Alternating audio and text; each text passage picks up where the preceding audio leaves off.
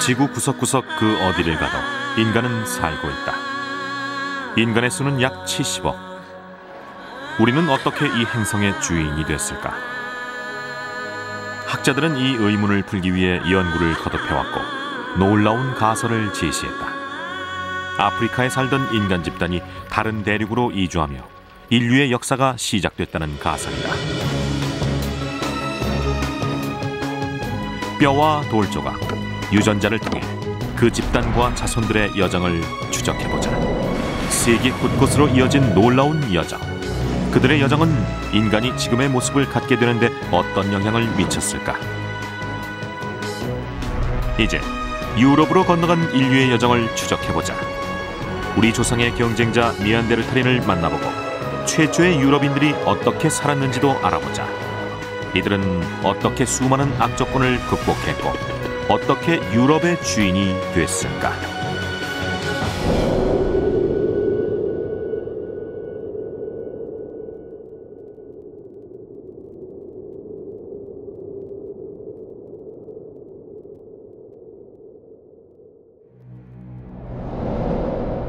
유럽 남동쪽에 자리 잡은 나라 루마니아. 이곳의 한 숲에는 땅속으로 뻗은 미로가 있다.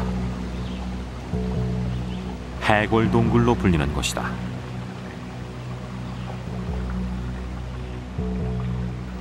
귀중한 유물이 발견된 곳이라 동굴의 정확한 위치는 밝힐 수가 없다.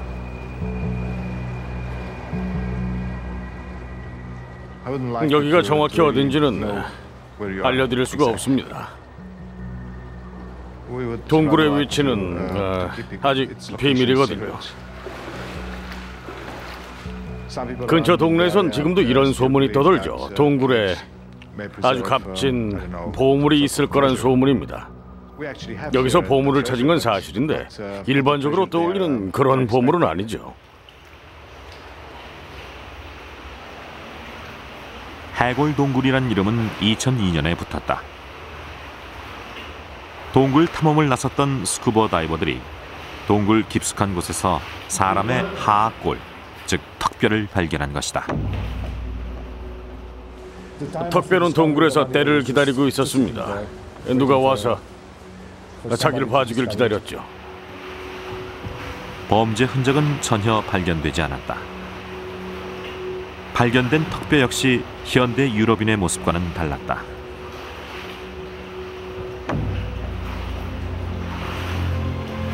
턱뼈는 지난 수백 년간의 고고학적 발견 중에서도 손에 꼽힐 정도로 중요한 것이었다. 본격적인 발굴이 시작된다. 하지만 발굴 작업은 쉽지 않았다. 우리는 여길 잠수 지점이라고 부르죠. 이 지점에 오면 일단 숨을 들이쉬어야 돼요.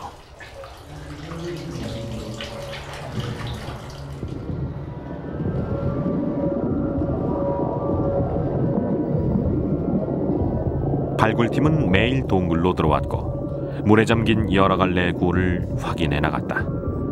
스쿠버 다이빙은 필수적이었다.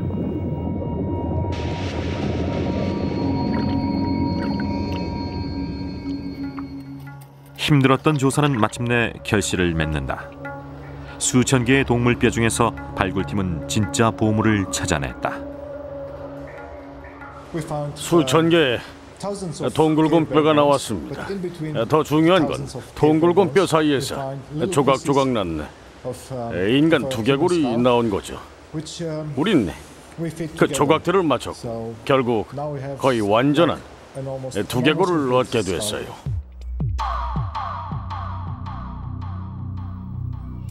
두개골의 얼굴 부분은 거의 손상이 없었다. 하지만 나머지 부분을 끼워 맞추는 건 엄청난 인내력을 요구하는 일이었다. 굉장히 운이 좋은 날도 있었죠. 우린 낮에 동굴에서 찾은 조각들을 가지고 저녁마다 모였는데 운이 좋은 날이면 그중 몇 개를 이 두개골에 끼울 수가 있었어요. 그리고 2005년 우리는 거의 완벽한 모습의 조상을 만나게 됐죠. 두개골의 주인은 누구고 언제 살았을까? 그 실마리는 뼈를 둘러싼 석순이 쥐고 있었다. 두개골 아래와 위에서 채취한 석순 속엔 방해석이란 광물이 들어있었는데 콘스탄틴 박사의 연구팀은 그걸 이용해 두개골의 연대를 측정해냈다. 연대 측정 결과는 놀라웠다. 오차를 고려한다고 해도 그 방해석은 4만 년쯤 된 거였어요.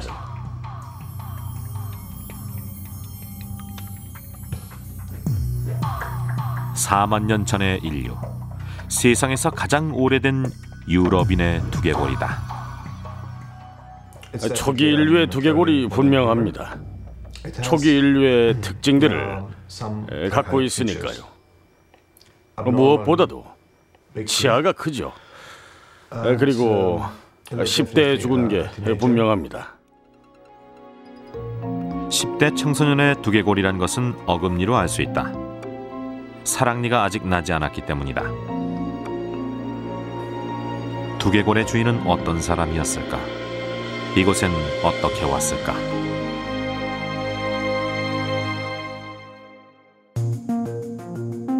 유력한 학설에 따르면 지금으로부터 7만 년 전 한 그룹의 인간 집단이 과감한 모험에 도전했다. 아프리카를 떠나 아라비아 반도로 온 것이다. 이 인간 집단은 아프리카 이외 지역에 사는 모든 인류의 조상이 된다. 아라비아 반도와 유럽 사이엔 사막이 있다. 인간은 어떻게 이 사막을 건넜을까? 우리 조상들이 아프리카를 떠나고 수천 년이 지난 뒤 지구는 잠시 습하고 따뜻한 시기를 맞이했다고 한다. 사막은 줄어들었다. 중동과 유럽 사이엔 풀과 나무가 자라는 초록빛 땅이 늘어나기 시작했다.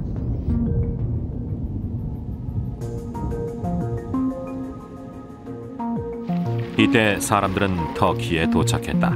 조개 껍데기로 만든 구슬이 그 증거다. 수수께끼를 풀도록 도와줄 실마리는 또 있다. 미토콘드리아 DNA를 분석해 현대인의 몸에 새겨진 과거의 흔적을 찾는 것이다. 유럽인의 DNA를 분석해온 과학자들은 현대 유럽인 중 최대 10%가 약 4만 년 전 유럽에 도착한 인간 집단의 후손일 거라고 추측한다.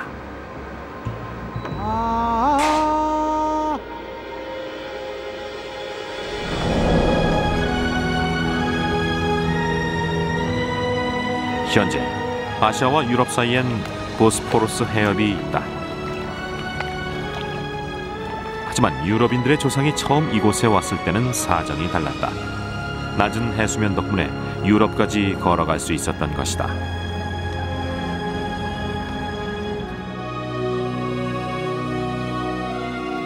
보스포러스 해협을 건너면 도나우강이 멀지 않다. 이곳의 동물들을 따라 수렵, 채집인들은 서쪽으로 이동했을 것이다. 이렇게 이동 생활을 하며 루마니아 숲속의 동굴에 도착하게 된 건지도 모른다.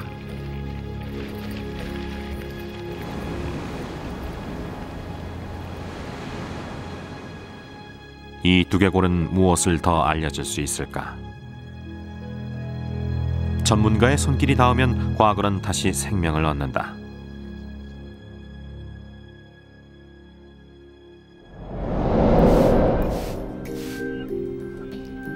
리처드 니브는 법의학 예술가다. 얼굴 복원을 전문으로 하는 그는 영국 경찰이 살인사건을 해결하는 데에도 여러 차례 도움을 줬다. 그는 치밀한 예술가다. 모든 과정엔 이유가 있습니다. 작업을 할 때 전 이런 생각을 하죠. 증인석에 서서 각 부분을 그렇게 만든 이유를 댈 수 있어야 한다고요. 니브는 세상에서 가장 오래된 유럽인의 두개골을 복원하는 작업도 맡았다. 유럽인들의 조상은 이렇게 4만 년 만에 얼굴을 드러냈다. 이번에도 모든 법칙을 철저히 따랐습니다. 그 결과물이 바로 이거죠. 작업을 할 땐 어떤 결과물이 나올지 몰라요. 완성된 얼굴을 미리 상상하는 경우가 없기 때문입니다. 저도 이걸 보고 놀랐어요. 그냥 원칙대로 한 것뿐이거든요. 원래 얼굴하고의 유사성은 자신 있습니다. 만약 이 사람의 가족이나 친구가 와서 이 두상을 본다면 그 애하고 닮았네라고 할 겁니다. 두개골의 주인은 이 얼굴로 웃고 찡그리고 화를 냈을 겁니다. 그것도 4만 년 전에 말이죠. 두개골의 주인이 남자였는지 여자였는지는 모른다. 게다가 복원된 얼굴은 현재의 어느 인종과도 일치하지 않는다. 한 인종의 고정된 얼굴이 아니라 변화 중인 얼굴입니다. 어느 방향으로든 변화할 수 있는 얼굴이죠. 유럽인이나 아프리카인, 동남아인도 뭐든 될 수 있어요. 어느 인종이든 될 가능성이 있는 겁니다. 저한텐 그 점이 무엇보다 흥미로워요.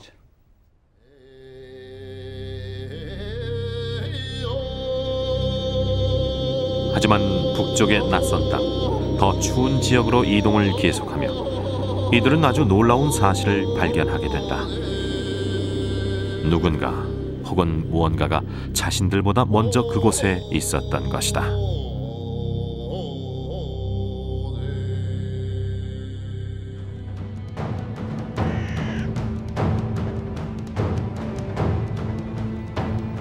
지금으로부터 4만 년 전, 유럽의 주인은 니안데르탈인이었다.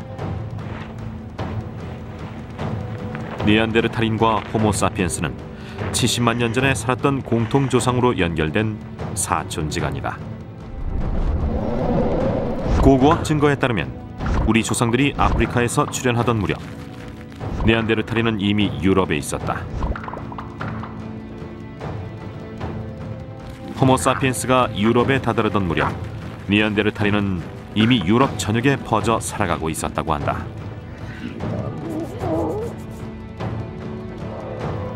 니안데르탈인의 존재는 유럽으로 진출한 우리 조상들에게 닥친 최대의 시련이었다.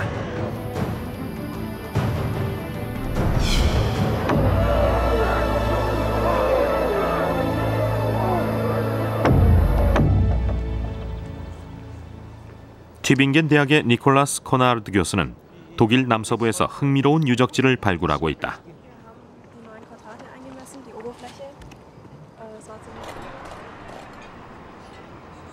네안데르탈인과 호모사피엔스 모두 이곳에 살았습니다. 둘은 모두 이 계곡 곳곳에 있는 수많은 동굴을 이용했어요. 네안데르탈인은 원래 이곳에 살던 인종인데 기술 수준이 아주 높았죠. 불을 쓸 줄 알았고 주위 환경을 이용할 줄 알았습니다. 먹이사슬 꼭대기에 있었고 모든 걸 통제하며 살았죠. 다시 말해 먹이사슬에서 차지하는 위치가 지금의 우리와 같았다는 얘기입니다. 둘이 만나면 어떤 일이 벌어질까? 물론 다양한 상황을 가정해 볼 수 있겠죠.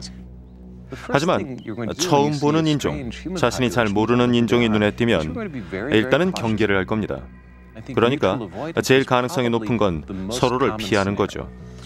하지만 문제는 계속해서 피하는 게 어렵다는 점입니다. 사람한테는 집과 식량이 필요하죠. 다른 인종이 들어오면 이런 게 부족해집니다. 그 경우엔 갈등이 생길 수밖에 없고 이로 인해 어느 정도 폭력이 동원됐을지도 모릅니다.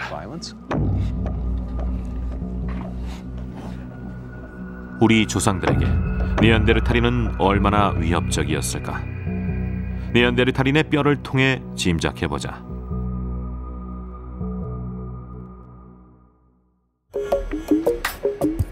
독일 라이프치히의 막스 플랑크 진화 인류학 연구소는 니안데르탈인 연구로 유명한 곳이다. 이곳에서 일하는 카테리나 하르바 교수는 니안데르탈인의 진화를 연구하는 고인류학자다.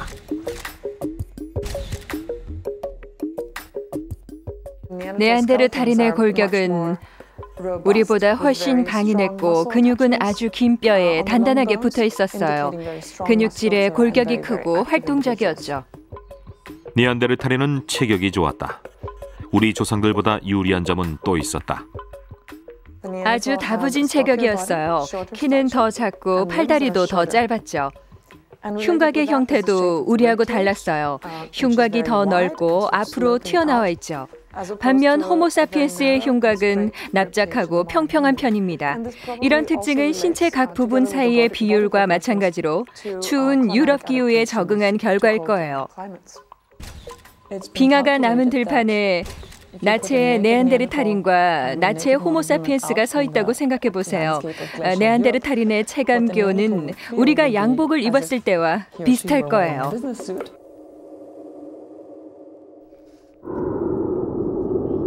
옷 한 겹 정도면 별 차이가 아닌 것 같지만 그 차이는 생과 사를 가를 수 있을 만큼 크다.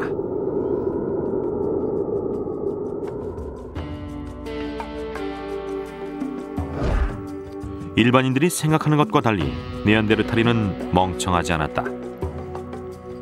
네안데르탈인의 두개골은 그들의 뇌가 우리만큼 컸다는 걸 보여준다. 이런 사실을 모두 고려해보면 살아남은 게 호모사피엔스라는 게 오히려 더 놀랍다.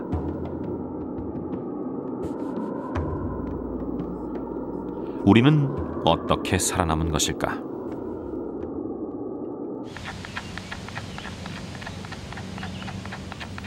일부 학자들은 호모사피엔스의 기술력을 요인으로 꼽는다.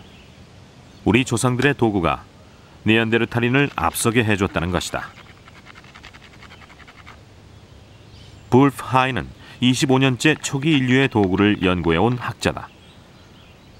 하인이 네안데르탈인의 도구를 재현해 보여준다. 네안데르탈인은 부싯돌로 도구를 만들었어요. 해변에서 쉽게 구할 수 있는 이런 부싯돌을 썼죠. 망칫돌로 내리쳐서 파편을 떼내는데 먼저 테두리를 다듬고 강하게 내리치는 겁니다. 이렇게 하면 도구가 생기죠. 돌을 떼내 만든 도구는 어디에 썼을까? 웬만한 금속보다 훨씬 날카로워요.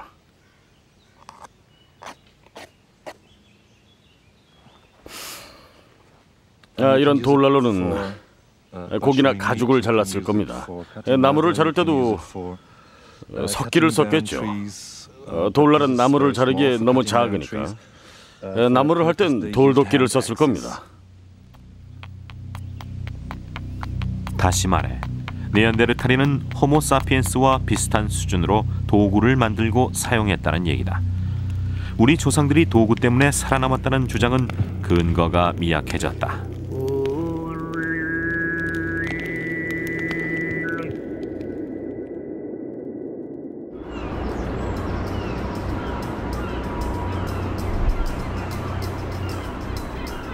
우리 조상들이 네안데르탈인보다 오래 살아남은 이유는 도구가 아니라 먹을거리였는지도 모른다. 일부 학자들은 다양한 먹을거리와 사냥, 채집 기술을 가진 건 호모사피엔스뿐이었다고 말한다. 하지만 이베리아 반도의 남단 지브롤터에서 네안데르탈인을 연구하는 학자들이 밝혀낸 사실은 우리의 예상을 빗나간다. 저희 연구팀은 이곳을 네안데르탈인의 도시로 보고 있습니다. 동굴의 숫자나 동굴의 크기, 네안데르탈인의 체격을 생각해 볼 때 이곳에 산 네안데르탈인은 약 100명 정도였을 겁니다. 당시의 해수면은 지금보다 훨씬 낮았다. 덕분에 네안데르탈인은 이런 동굴에서 10만 년이나 살았다. 동굴에 남은 흔적은 그들이 용감한 사냥꾼이었음을 보여준다. 오릭스뼈입니다. 속과에 속하는 영양인데 긴 뿔이 머리에 달린 꽤 큰 동물이죠. 이렇게 덩치가 크고 뿔까지 달린 동물을 잡으려면 계획이 필요했을 겁니다. 네안데르탈인은 똑똑한 포식자였어요. 뾰족한 창 같은 걸 들고 다가가서 돌진하는 짐승과 맞서 싸우려면 큰 용기가 필요했을 겁니다. 더 흥미로운 사실도 알아냈다. 네안데르탈인이 바다에서도 먹을거리를 구했다는 증거를 찾은 것이다.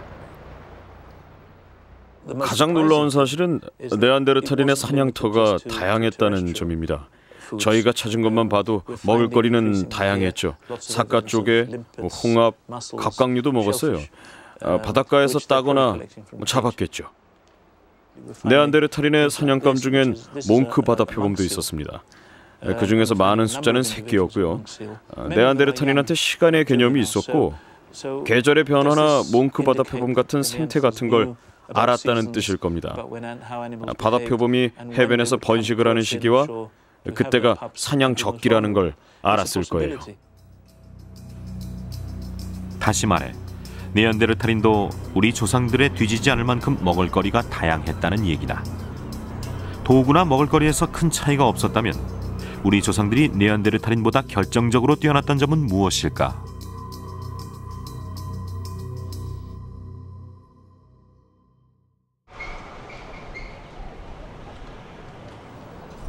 해답은 생각만큼 단순하지 않은 것 같다. 니콜라스 코나르드 교수의 발굴팀은 실마리 하나를 찾아냈다.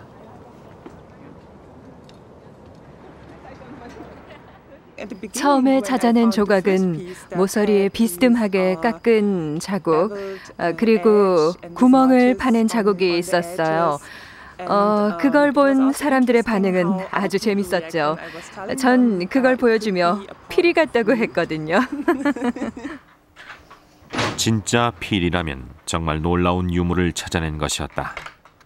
마리아는 그 조각들을 전부 가져와서 말했습니다. 상아로 만든 피리 같아요라고요. 사실 처음에는 저도 반신반의했습니다. 필이라는 걸 증명하려고 전 조각들을 맞춰 보여줬어요.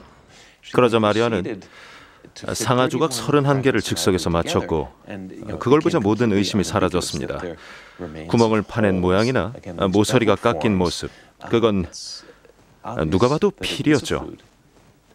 제 짐작이긴 하지만 전 세계를 통틀어서 제일 오래된 악기일 겁니다.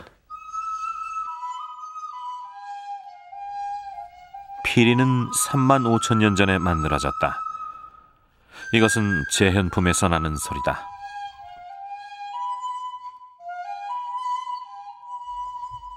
피리를 만든 건 아마 선사시대의 천재였을 겁니다.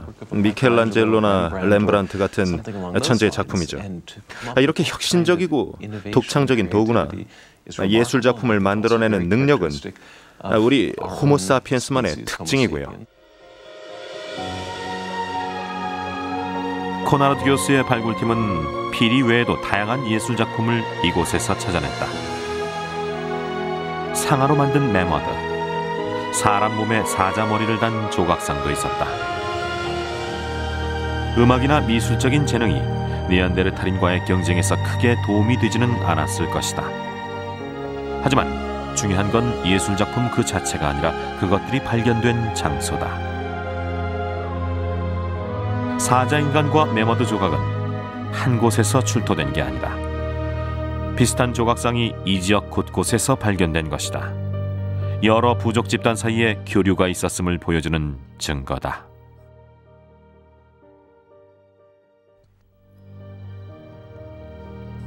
넓은 관계망, 사고의 교환, 동일한 정체성의 상징물 등은 네안데르탈인들이 갖지 못한 힘이 우리 호모사피엔스에게는 있었음을 보여준다. 몇몇 학자들은 이런 것들이 바로 우리의 생존 비결이었다고 말한다.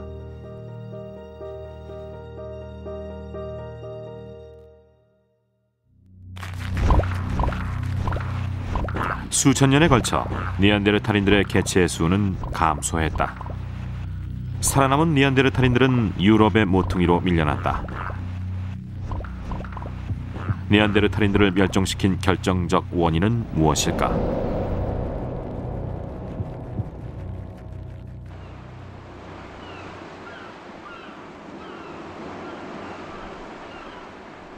유럽에서는 유일하게 바바리 마카크 원숭이가 사는 지브롤터. 이곳이 바로 네안데르탈인들의 마지막 보금자리였던 것 같다.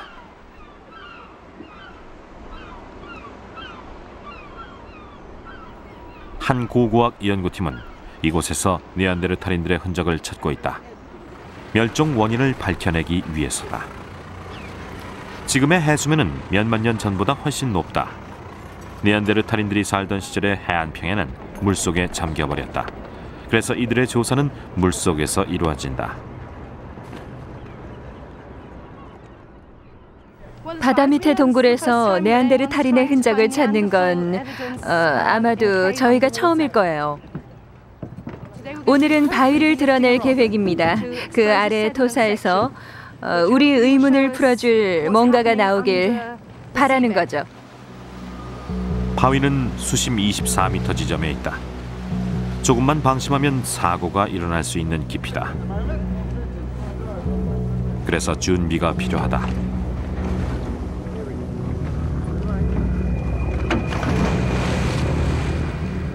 모든 걸 미리 생각해서 아주 꼼꼼하게 계획을 세워야 해요.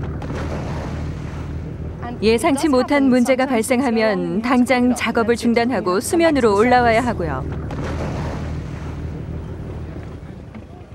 잘 되도록 행운을 빌어주세요.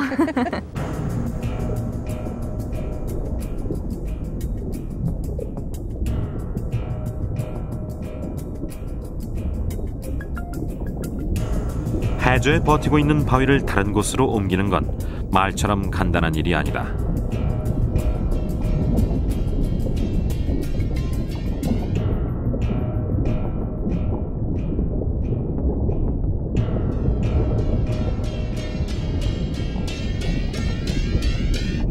바위가 천천히 옮겨진다.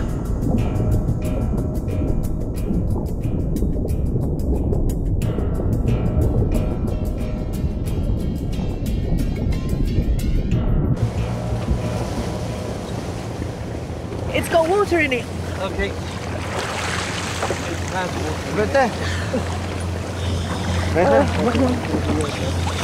So we're going to send them out to a lab now. Yeah. Have them tested. Yeah, quite well, quite well. We're very pleased with today. 발굴팀이 찾아낸 증거들은 이곳에 살던 네안데르탈인들의 최후에 대해 어떤 설명을 해줄까? 발굴팀 책임자 클라이브 핀니슨 교수가 네안데르탈인들의 주된 멸종 원인으로 추정하는 건 바로 기후다. 그 당시 이곳의 기후는 아주 지독했습니다. 지난 25만 년을 통틀어서 제일 춥고 혹독했으니까요. 단기적인 문제가 생겼을 수도 있죠. 몇 년째 가뭄과 혹한이 계속됐다면 네안데르탈인도 못 버텼을 겁니다.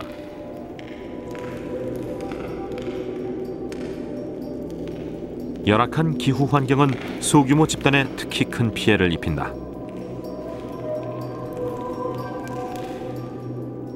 머릿수 싸움이라고 할 수 있습니다.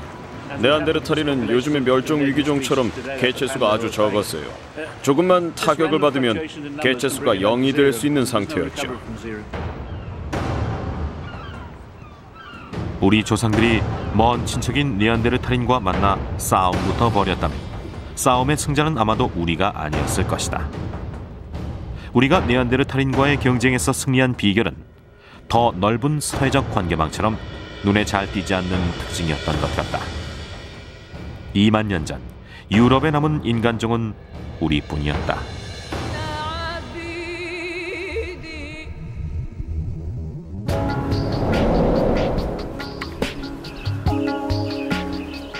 (3만 년) 전에서 2만 년 전 사이 유럽엔 새로운 사람들이 동쪽에서 이주해 들어오기 시작했다. 체코의 돌리 베스토니체 유적에서 발굴된 유물들은 이 과정에서 아주 놀라운 일이 벌어졌음을 보여준다. 새로운 사람들이 유입된 시기는 선사시대를 통틀어 가장 눈부신 시기 중 하나였다. 이 시기에 이루어진 혁신적인 도구와 문화의 확산은 석기시대 인류의 지적 능력을 엿보게 해준다. 이르지 스포보다 교수는 독특한 유물을 보관하고 있다. 유럽에 살았던 선사시대 인류의 사고방식을 엿보게 해주는 유물이다. 아주 특이한 유물입니다. 메모도 어금니에 뭔가를 그려 넣었는데 뭔가 의미가 있을 겁니다. 문제는 그걸 모른다는 거죠. 박사의 짐작은 이렇다. 이건 굽이치며 흐르는 강이고 두 겹의 원은 어떤 중요한 지점이고 비스듬한 선들은 산이나 언덕을 나타낼 겁니다. 수렵 채집을 하던 사람들은 공간 감각이 좋았을 거예요. 현대인보다 더 좋았을지도 모르죠. 공간을 그림으로 나타내기도 했을 테고요. 이것이 세계에서 제일 오래된 지도일 수도 있다는 얘기나 이곳에 살던 사람들은 진흙으로 조각상을 만들기도 했다. 이 중에서도 제일 정교하게 조각된 작품을 보여드리죠. 사자머리입니다. 사자머리는 이 부근 유적지에서 여러 개 나왔는데 이건 제일 정교한 작품 중 하나예요. 단순히 제 짐작이기는 하지만 이곳 사람들은 사자를 신성한 동물로 숭배한 것 같습니다.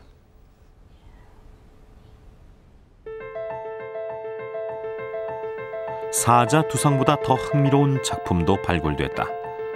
바로 돌리 베스토니체의 비너스다. 조각상의 용도는 아무도 모른다. 가장 유력한 건 풍요의 상징이란 가설이다. 다시 스포보다 교수의 설명을 들어보자. 이렇게 아래쪽을 보면은 여성의 상징이 드러납니다. 여성의 생식기 모양이죠. 하지만 위쪽을 보면은 이번에는 남성 생식기의 모양이 드러납니다. 이 조각상은 사실 두 생식기를 더한 형상인 겁니다. 여성의 상징은 아래에, 남성의 상징은 위에 붙였어요. 그냥 재미로 만든 조각상인지도 모르고 심오한 의미를 담아서 진지하게 만든 건지도 모르죠. 이 비너스 상이 중요한 이유는 또 있다. 하나가 아니기 때문이다. 이와 비슷한 조각상은 유럽 전역에서 발견됐다. 서쪽으로는 프랑스에서,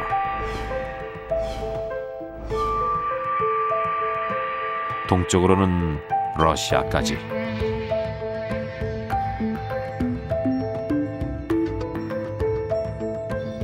유럽 전체가 공통의 문화를 갖고 있었다는 얘기다.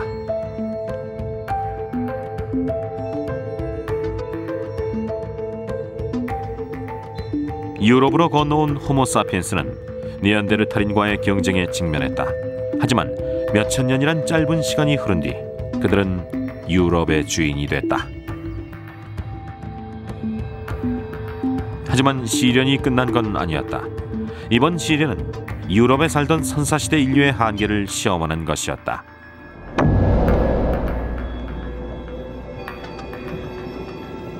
유럽은 무시무시한 기후 변화를 겪고 있었다. 마지막 빙하기의 절정을 지나고 있었던 것이다.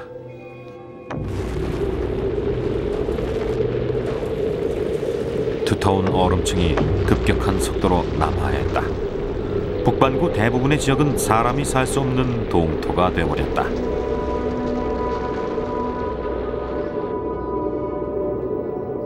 하지만 4만 년 전 유럽에 도착한 인간 집단의 DNA는 현대 유럽인 안에 존재한다.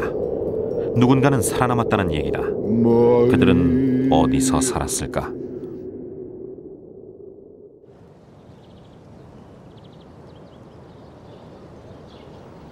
살아남을 확률이 가장 높았던 곳은 유럽 남부다.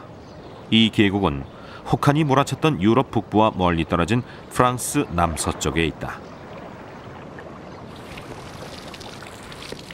랜들 화이트 교수는 이곳에서 30년째 발굴 작업을 해오고 있다.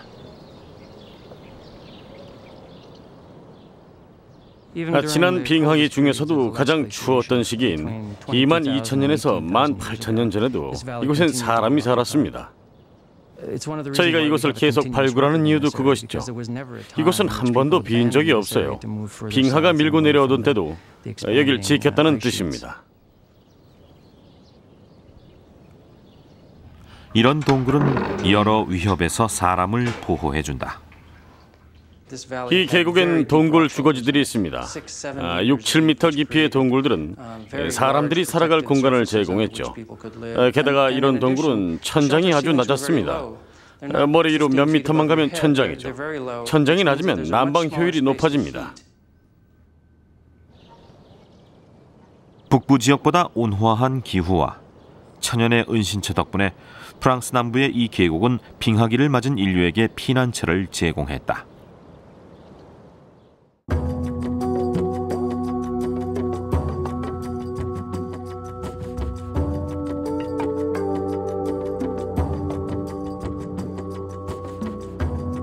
빙하기에 살던 사람들에게 이 동굴들은 단순히 추위에서 몸을 지켜주는 곳 이상이었던 것 같다. 프랑스 남부의 이 계곡엔 세계적으로 그 아름다움을 인정받은 선사시대 동굴 벽화가 남아있기 때문이다.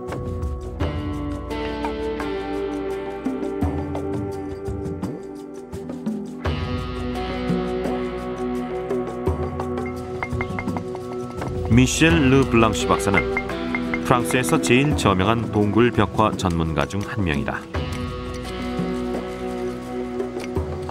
그는 이 동굴들이 일종의 중심지였다고 말한다. 사냥, 채집을 하며 떠돌던 이들이 여기 모였다는 것이다. 동굴은 효과적인 모임 장소였을 겁니다. 이동하지 않고 한 곳에 머물러 있기 때문이죠. 유럽 시골 마을에 사는 사람들은 보통 교회 같은 곳에서 만나 소식을 주고받습니다. 동굴도 그런 곳이었어요. 동굴 벽에는 부근에 살았던 부족을 상징하는 그림이 장식되어 있습니다. 동굴 벽에 그려진 그림은 낙서 수준을 넘어선다. 동굴은 자연이 건설하고 장식한 사원이라고 할 수 있습니다. 동굴은 그 자체로 온갖 신기한 모양을 나타냅니다. 선사시대 사람들은 동굴이 영혼들의 집이라고 생각했을 거예요. 동굴에 들어오면 동물이나 식물, 사람의 형상을 닮은 바위를 쉽게 볼 수가 있습니다.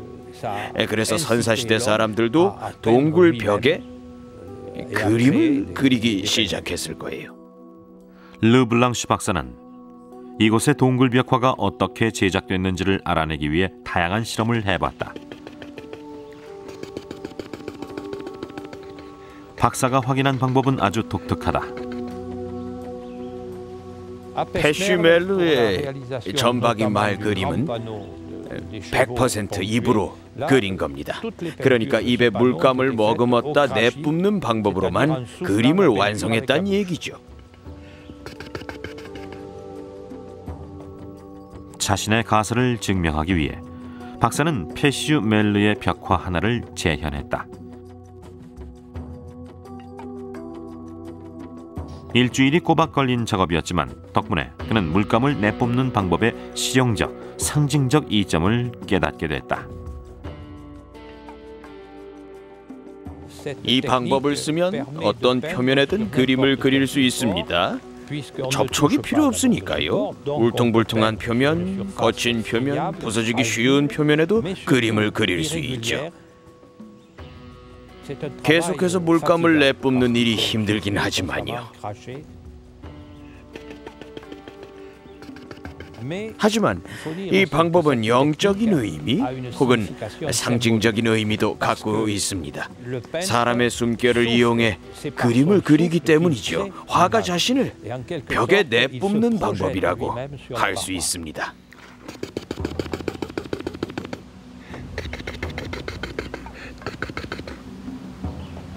벽화는 여러 세대에 걸쳐 제작됐다. 화가들은 자신이 사는 세상에서 영감을 얻어 그림을 그렸다.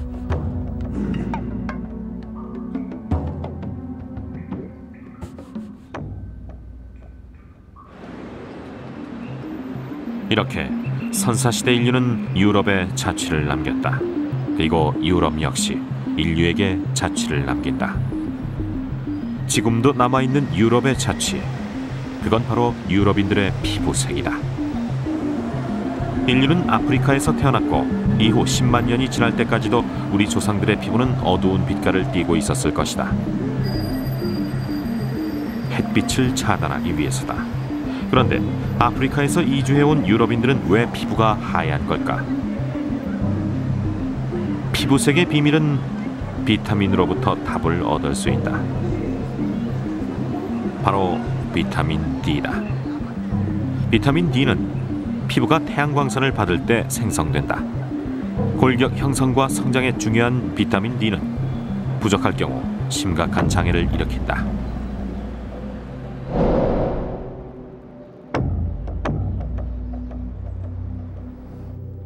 파리의 한 박물관에 보관된 이 뼈는 비타민 D 결핍이 얼마나 무서운지를 잘 보여준다. 뼈는 휘어지고 뒤틀려져 있다. 임산부에게 비타민 D 결핍은 더 치명적이다. 골반이 뒤틀려 자연 분만이 어렵기 때문이다. 유럽의 일조량은 적도 부근 지역에 비해 크게 적다. 어두운 피부가 생존에 불이익을 줄 수 있다는 얘기다. 어두운 피부는 더 많은 햇빛이 있어야 비타민 D를 만들기 때문이다. 더 적은 햇빛으로도 비타민 D를 만들어낼 수 있는 청백한 피부는 수천 년을 거치며 조금씩 유럽 전역으로 퍼져나갔을 것이다.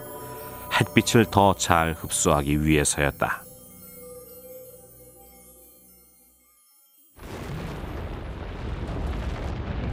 시간이 지나며 지구는 다시 따뜻해졌고 빙하는 물러났다. 인류의 생존 방식엔 더 큰 변화가 일어난다.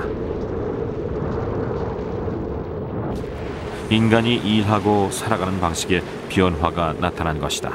이 변화는 인류의 역사를 바꿔놓게 된다. 터키 남부에 자리 잡은 꾀베클리 테페.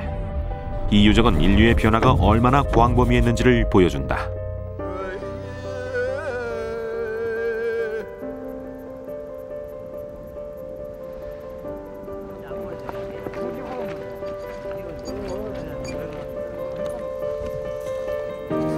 클라우스 슈미트 교수는 경이로운 유물을 발견했다. 이 시대 최고의 고고학적 발견으로 남을 수 있는 유물이었다.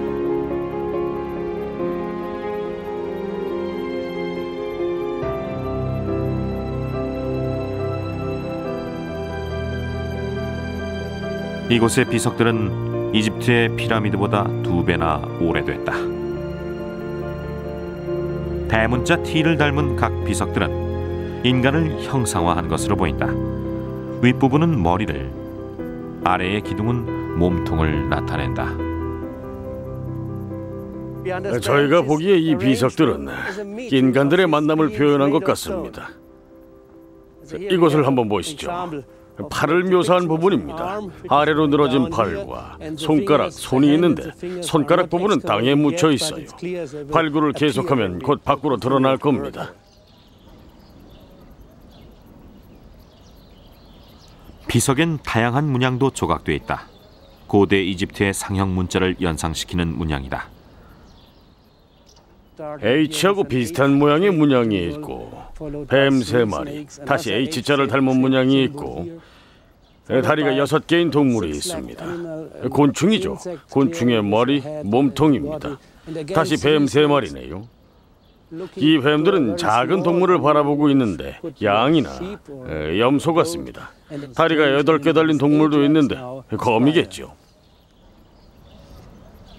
슈미트 교수는 이곳이 세계 최초의 사원 전용 건축물일 거라고 말한다. 단순히 멋져 보이라고 비석을 세운 게 아닐 겁니다. 다양한 동물과 문양으로 뭔가를 말하려고 한 거죠. 각 문양이 어떤 의미인지 파악할 수 없으니 어떤 얘기인지도 알 수 없지만 제 생각엔 사람한테 해를 끼치는 동물에 관한 이야기인 것 같아요. 그렇다면 비석들은 왜 세운 걸까? 악한 영혼이나 나쁜 일을 막기 위해 세운 비석인 것 같습니다. 당시 사람들은 초자연적인 세계를 이해했습니다. 지금 이 삶이 아닌 다른 차원의 삶을 상상하고 있었던 거죠. 비석 중 일부는 하나의 바위를 깎아 만든 것이다. 중세 성당에 조각된 괴물과 비슷한 형상도 보인다.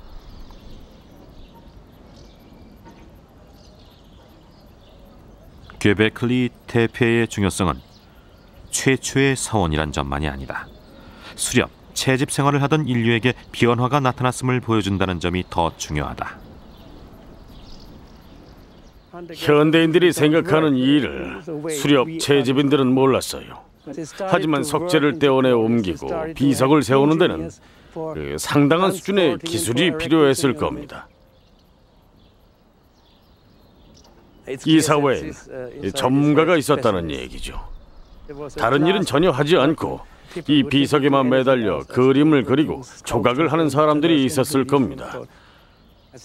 더 큰 비석을 많이 세우게 하고 이렇게 조각을 하게 한 건 종교의 힘이었을 겁니다. 종교가 압력을 가한 거죠. 슈미트 교수는 정교해진 사회 조직 덕분에 인류가 혁명적인 발전을 이뤘을 거라고 말한다. 유전자 분석 결과 이 지역에서 자라는 야생 밀과 인류가 처음으로 경작한 밀은 가까운 친척이라는 게 밝혀졌다. 이것이 유럽 최초의 밀 재배지였을 가능성이 높다는 얘기다. 농업을 제외한 모든 요소가 갖춰져 있었어요. 사람들은 자연을 이용해 더 많은 먹을거리를 얻고자 했을 겁니다. 그래서 농업이 탄생했죠.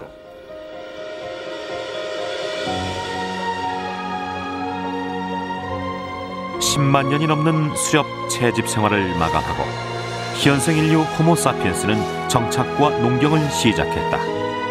여기까지의 여정은 정말 험난했다. 인류는 온갖 시련을 견뎌내야 했다. 급격하고 혹독한 기후 변화는 수많은 목숨을 앗아가 버렸다. 우리의 사촌 니안데르탈인도 같은 운명을 겪었다. 하지만 농경의 시작은 안정적인 식량 공급을 가능케 했고 인구는 급격히 늘어나기 시작했다. 농업은 유럽 전역으로 퍼져나갔다. 인간의 집단 주거지는 더 커졌고 문명의 기초가 만들어졌다. 인류의 새로운 여정이 시작된 것이다.